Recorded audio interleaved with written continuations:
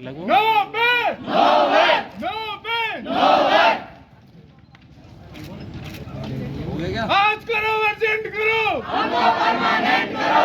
आज करो अर्जेंट करो हमको परमानेंट करो। नो पे नो वे नो पे नो वे।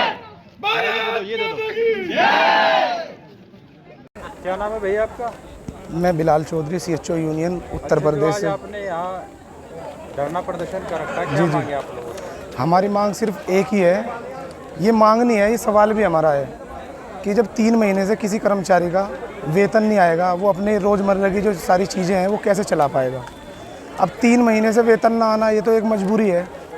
और मीडिया के माध्यम से हम यही अवगत कराना चाहते हैं कि हमारा जो वेतन है 3 महीने का, वो जल्द से जल्द आरित हो।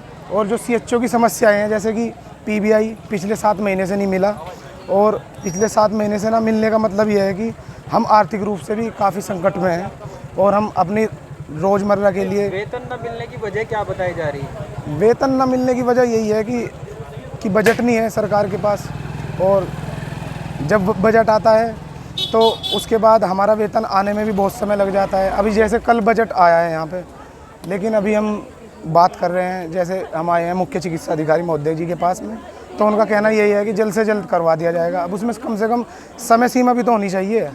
और दूसरी बात यह है कि अगर हम मानने की बात, हमारे लखनऊ के द्वारा जो है MD निदेशक महोदय जी के द्वारा जो गाइडलाइन आई हुई है, वो है 1 तारीख से 7 तारीख के बीच में। अगर 1 तारीख से 7 तारीख के बीच में हमारा वेतन नहीं आता तो 2 दिन 3 दिन आदमी सोचता है भाई चलो ठीक है आ जाएगा, लेकिन फिर उसके बाद भी कम से कम कई महीने गुजर जाते हैं। महीने में अब एक बात बताओ, अपनी डेली के दिन आज खर्चे कितने हो गए लोगों के। हम संविदा कर्मी ऐसे ही है, हमारा मानदेय इतना कुछ ज़्यादा तो है नहीं। तो आज आपके धरने की वजह से क्या क्या कार्य प्रभावित हुए हैं? अब कार्य देखो, हम गांव में बैठे हैं, जितने भी CHO साथी हैं वे गांव में बैठते हैं। वहाँ की जितने भी जनता है गांव की, वे हॉस्पिटल में आती है। आयुष्मान आरोग्य मंदिर जो प्रधानमंत्री जी के द्वारा चालू किए गए थे, और सारे प्रोग्राम बंद है। NCD बंद है, जिसमें शुगर डायबिटीज़ की जाँचें होती है।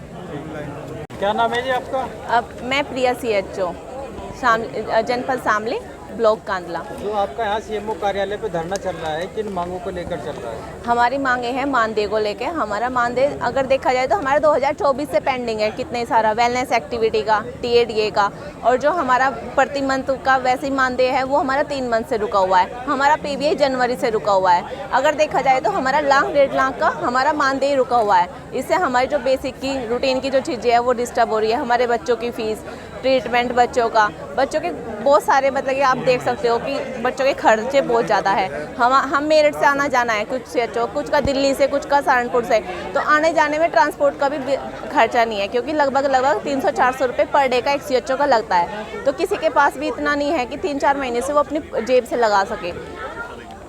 तो अभी ये बता रहे थे कि बजट नहीं आया शासन से, लेकिन हाल ही में CMO साहब कह रहे हैं कि बजट आ गया है, तो बजट आ गया सैलरी दे दी जाए। तो हमारे अकाउंट में डाल दो। डालने में थोड़ी ना, आजकल तो सब कुछ डिजिटल है, ऑनलाइन है, तो हमारे अकाउंट में डाल देते हैं। कल रात तो हम आज सुबह ना आते हैं यहाँ पे, हमें भी तो बड़ी दिक्कत है। यहाँ पे गर्मी में देख लो ना, यहाँ पे पंखा है ना कुछ है, कुछ धूप में खड़े, कुछ कैसे खड़े, तो हमें भी तो परेशानी होती है। कौन नहीं चाहता अपने बच्चों को छोड़ के आए, बच्चों की स्कूल की छुट्टियाँ पड़ी हुई है, रोते हुए बच्चों को छोड़ के आए हम। कौन नहीं चाहता अपने सेंटर पे पंखे के नीचे बैठ के अपनी ड्यूटी करना। तो आपके धरने प्रदर्शन से कौन से कार्य बाधित हुए हैं? सारा कार्य CHO कर रहे हैं हमारे। तो अगर देखा जाए तो A से लेके Z तक का जितना भी स्वास्थ्य विभाग में जितना भी काम है सारा CHO कर रहे हैं। डायबिटीज़, हाइपरटेंशन, UDSP और पेशेंट की OPD, होम बेस भी हमारे कुछ काम है। आयुष्मान कार्ड हो गए हमारे, आभा ID होगी, सारे काम ही CHO कर रहे हैं, और वो आज सारी बंद है। तो आगे की क्या रणनीति है आप लोगों की? ऑनलाइन सारी सेवाएं। हाँ जी, आगे की क्या रणनीति है आप लोगों की? आगे की रणनीति यही है, जब तक हमारा पेमेंट हमारे अकाउंट में नहीं आएगा तब तक हम सारी सेवाएं बंद करके हम यहाँ पे बैठे रहेंगे।